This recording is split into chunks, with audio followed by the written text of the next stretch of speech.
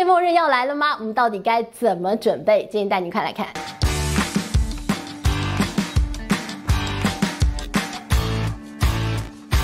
嗨，大家好，我是志玉，今天来跟大家谈谈末日预言。7月5号的末日，你相信吗？哎呀，我是不信啦。但是呢，讲的言之凿凿。为什么呢？就是一个日本的漫画家，他出了一本这个漫画，叫做《我所看见的未来》。好，那他的未来，他就看见，他说：“哎呀，在2025年的7月5号，在日本、台湾、菲律宾这当中的一个地底下发生大地震，大地震呢就引起海底爆炸，然后海啸，哇，好厉害哦！然后呢，整个日本1/3会沉没，台湾呢地壳隆起，然后最后跟香港跟菲律宾连成了一片大陆地。”听了觉得有点荒唐。好，那当然啦，这个专业的气象专家就告诉你，这不可能，你怎么要相信？日本的这位漫画家也自己出来说，哎呀，这个是我的梦境。梦境呢，大家还是这个冷静思考。他本人都说了，大家不要相信，结果他信成什么样？急死了，居然有人去买末日灾难包放在家里头，随时要逃难。好，有点夸张。但其实啊，在过去有非常多类似的一些所谓末日预言，7大预言。没有一个成真的。最早呢，有什么末日预言啊，然后说记得吗？什么 Y2K 啊，电脑大宕机啊，然后这个世界毁灭啊，然后全球陷入片灰暗啊，然后什么2003年彗星撞地球啊，记不记得？然后又有这个什么玛雅的历法，告诉你说末日预言，到时候粮食危机。我记得那个时候大家还在家里头存粮，那个白米买好几袋，差那个担心自己会饿死，对不对？我们现在是担心自己太胖死，然后那个时候大家担心饿死。好，那其实呢，这个玛雅危机就没准，对吧？2012年说，没有末日啊，我买那么多米是怎样？然后呢，他说，没有，算错，玛雅历法算错，2021年才对啦。好，那2021年又一样，买了一大堆米放在家里，粮食危机，又没什么事，对吧？所以呢，你看到这些过去的末日预言，其实啊都没有一个准啦。好，但是提到了末日呢，除了像这种是真的什么天灾人祸，真的世界毁灭之外啊，其实最知名的末日预言应该是经济当中。我觉得啊，就这种天灾人祸，人会死掉的末日啊，跟那种经济的末日，你人活得好好的，但是你的钱都蒸发的那好像比较恐怖一点。所以我们来看看经济末日啊，有一个非常知名的末日博士。好，这末日博士他也有很多的末日预言，对吧？他从这个好几年前就一直告诉你说，这个世界啊，经济啊毁灭啊，完蛋啊，美国的这个债务危机啊，然后呢这个美国的通膨啊，然后经济的衰退啊，哎呀天哪，毁啦，死啦，完蛋啦。所以呢，你看这个末日博士一天到晚告诉你这个经济很恐怖，那你说我干嘛信他？他就准了那么一次。这个末日博士说啊，2008年说掐指一算，因为这当时的状况怎样，告诉你说2008年金融海啸，还被他讲对了。所以呢，讲对了那一次，大家就说，呦，这个讲得很准啊，你赶快再算一算，什么时候下一次？他就不断的告诉你，末日来了，末日来了，末日来了。讲了这么多年，末日博士他改口了。最近呢，他不是末日博士了，他变成一片光明的博士啊。他说，我们这个世界啊，非常的乐观经济不断的蓬勃成长。他要告诉大家说这个美股啊，一路就是牛市冲天，牛气冲天。那他说，为什么让他从末日博士变成了乐观博士呢？他说有3大理由。第一大理由呢，就是现在 AI带动了一个不一样的一个工业革命嘛，所以他说这个 AI 又带起了投资的热潮。他看到这么多的企业都在投资这个 AI， 他就觉得天哪，这个人生好光明啊！所以呢，这个美股真是太棒啦。然后他又讲啦，那要很多 AI 就要很多的电啊，所以他说他看到了现在的核融合这样的一个新的能源革命。虽然这个核融合的技术还没有完全成熟啊，但他说已经很有进展，所以他又看到了乐观希望，很正能量的一面。然后最后一个他就讲啦，他说这个川普是一大变数，但是呢，这个川普总统他端出很多的一些激进的政策，就有一个正义之士站起来，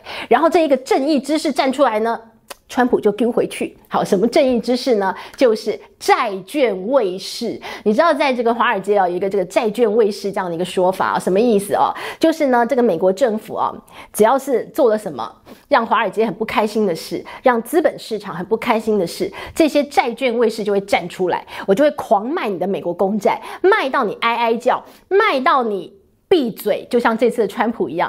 哎呀，这个美国公债被抛售啊，然后你看到那个殖利率是喷高，哇，这代表什么？这就是啊，这个以后这个美国政府要付出非常多的利息，所以呢，他就会害怕，害怕之后他就会缩回去。所以你看到这个川普总统很多的一些激进的政策，后来就销声匿迹，因为这个债券卫士站出来。所以呢，末日博士说，基于以上1、2、3点，所以他觉得这个世界变得非常的光明。他的末日说呢，已经吞下去、撕掉、丢进垃圾桶。好，所以呢，你看到这个经济面，但是问题是啊，接下来人家还有讲啊，他说，哎呀，川普这个感觉不按牌理出牌，也很可能对这个经济带来危机，也很可能造成经济的末日。好，首先就来看，他不断的告诉大家说，联准会要降息，你怎么不降息嘞？那鲍尔主席到底怎么讲？鲍尔主席很妙，最近一次呢，他就讲了，他说，哎呀，我也很想降息，这个我也觉得应该可以降息。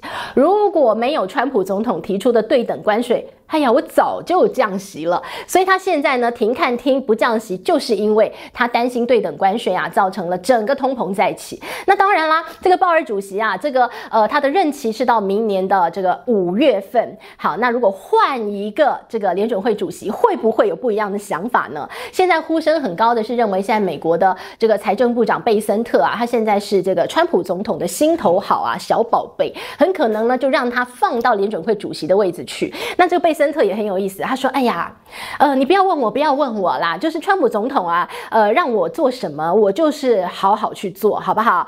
这个就是我就是一块砖，哪里需要我就往哪里搬，差不多这意思啊。好，那当然啦，这个除了这个事情之外，那当然川普总统他提出这个对等关税啊，大限将至啊，7月9号，对吧？这个往后暂缓3个月，7月9号就要到期了。那现在呢，有人讲啦，到时候就是命运3选1啦，有可能是达成了框架协议，比如说像英国、像越南就达成协议了嘛。那或者呢是有些国家啊，这个贝森特这样讲，他说有些国家很有诚意在谈，这个很认真谈，只是我们还没有谈出结果。那这样的国家很可能它的那个10%的一个这个基本消费，可能就继续往后延，可能再延个1个月、2个月、3个月啊，因为你很有诚意，我再让你延一延，我们再继续谈。那还有一种呢，就是你很没有诚意，你这个人就是讲不听，耳朵硬，我跟你讲了老半天，你不听我的话，这种人你可能倒大霉。这种人呢，很可能重新被实施当初这个川普总统拿出来那一张很恐怖数字的那一张，可能被实施那么高的关税。所以呢，这可能如果真的被实施那么高的关税，可能那就是那个国家的末日，很可怕哦。好，那不过呢，看到了这个关税，那你会说，关税战刚刚提出来的时候，4月2号，大家觉得天哪，这个天要塌下来了。但是呢，一段时间过去之后，大家觉得好像可以谈，我就有很诚意跟你谈，或者是我们可以有一个什么样不一样的折中的做法。那你也看到了，美国的态度似乎也在做一些调整哦。当然，包括他跟中国已经谈出了一个框架，谈判的框架，现在都在进行当中。那你也去，这个川普总统好像跟他当初上任的时候啊，那个感觉跟中国这个切8段势不两立的一个态度，好像也有一点点的转圜余地。很多人讲这叫做贝森特从中穿针引线。现在在美国政府当中，川普总统身边有2派人，一派呢就是我绝对跟这个中国势不两立，鹰派，另外一派呢就是贝森特这一派。贝森特大家知道他出身华尔街嘛，他的想法就是有利可图。为什么？有钱不赚，有钱要赚，所以他觉得中国跟美国之间应该是可以找到一个互补的方法，应该是可以找到一个做生意的方法，让双方都有利可图。所以呢，贝森特的想法就是要沟通，然后呢，沟通了之后找到了一些可以互补的方法，找到了一些可以经贸合作的方式啊。那当然呢，有一些所谓国安问题我们不要合作，但是有一些不敏感的地方是可以合作的，这是贝森特的想法。所以呢，你看到了在贝森特穿针引线当中，美国最近有个动作，他们开始找人，找什么人？找企业家。干嘛？他们说啊，要来一次跟之前的中东行一样的。中东行那个时候，川普呢带着他30位的企业领袖一起到这个中东国家去了，到沙特去，然后去干嘛？招商，然后在当地呢促成的一个交易呢，高达2兆美元呐。这些企业家在当地哇做成了好多生意哦。所以现在呢，这个美国白宫已经开始征询大家的意见了，据说呢也要找这个企业领袖一起访问中国。如果访问中国的话，人家说啊，见面3分情啊，所以呢，人都到了中国去了，是不是生意也要做起来？所以呢，当然现在有很多争议的话题啊，比如说这个中国被美国晶片封锁啊，有没有可能稍微放宽一点啊？然后呢，这个美国希望中国跟美国多买一点东西啊，这个或者是放宽一些市场的一些限制啊，让一些这个美国企业可以多在中国市场赚钱啊，你让一点我让一点，大家好来好去嘛，有没有这样的一个可能？那现在据说呢，可能有几个很重要领域，就是科技方面，这个双方希望在不敏感的地方还是可以有合作的一个机会。另外就是在农业领域，美国希望中国多买一点大豆，多买一点玉米，然后呢，在这个市场开放的部分，现在中国其实在很多的一些产业或者是一些金融领域当中，对于外资有非常多设限，那美国希望能够开放一点，所以呢，大家就来看看了，到底呢，这个访中行成型之后会谈出什么样的一个协议来？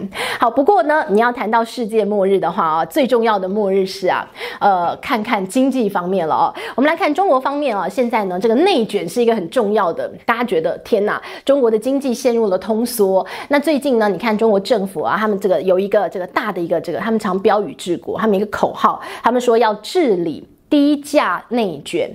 中国已经陷入通缩，通缩什么意思？东西会越来越便宜。好，东西越来越便宜，它就会变成一个恶性循环。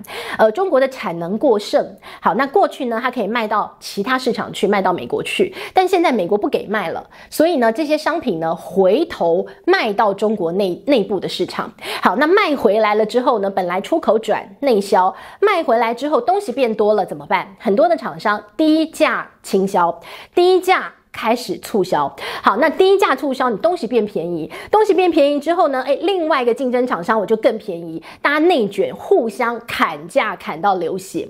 于是呢，消费者行为会被影响的。消费者，我看到你们今天你打9折，明天你打8折，后天他又打7折，大后天你说不，我要5折，所以呢，消费者会形成一种期待它越来越便宜的心情，我就会延后消费，然后呢，就导致了这个店家又要更便宜，我才愿意买，所以那就是一个恶性循环，环环相扣，东西就会越来越便宜，就会变成通缩的状况越来越严重。于是呢，中国说我要治理这个低价内卷，希望呢不要再大家这样恶性竞争，然后东西变得更严重。好，那同时间呢，你也看到了，在中美的一个这个科技竞争大格局底下，近来 OpenAI 啊，这个他直接讲，他说他认为他最重要的敌手不是 DeepSeek， 他说而是有一家中国企业叫做智谱 AI。他说智谱 AI 呢，大家可以视它为中国版的 OpenAI。现在呢，它背后有华为支持，有中国政府的支持，它甚至呢已经出海去拿到了其他国家的一些订单。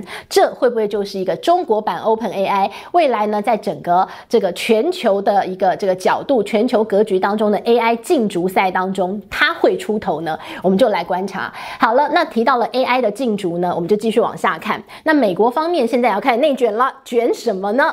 卷 AI 人才。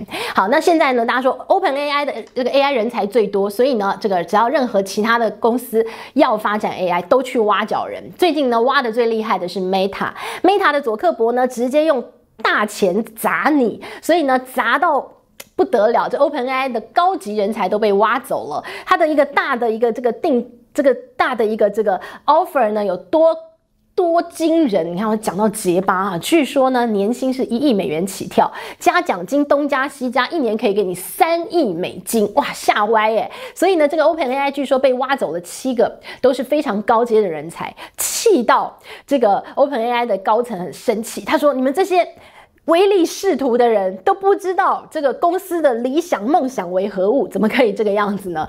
所以你就看到了现在啊，这个 Meta 跟 OpenAI 啊，为了争抢人才啊，内卷杀到也是刀刀见骨啊。所以呢，搞得现在 OpenAI 说，那我也要提升全公司的一个薪资水平，避免再被挖角。所以你看到了这个 AI 人才呢，现在也在美国的企业当中卷起来了哦。好，那当然啦，也有人讲啊，这个末日说，大家应该要说的是 AI 的发展的尽头就是人类的末日。哎呀，这是不是我们比较应该要担心的，而不是就在7月5号的一个世界末日呢？好，那么今天呢，帮大家整理了一些末日传说了，所以呢，就如同我刚刚讲的，其实我觉得我们最应该要关注的是大家的这个经济状况了。经济的末日，我们比较应该要担心，而不是真正的世界末日了。所以呢，当然，以不变应万变，不管怎么变，我们心头呢要有一把尺，我们要保护好自己的资产，然后就可以应付现在这么多末日的预言了。好，那么今天帮大家整理的一些相关于这个末日预言的相关的一些资讯咯，还有我的想法，希望你喜欢咯。我们下回见，拜拜。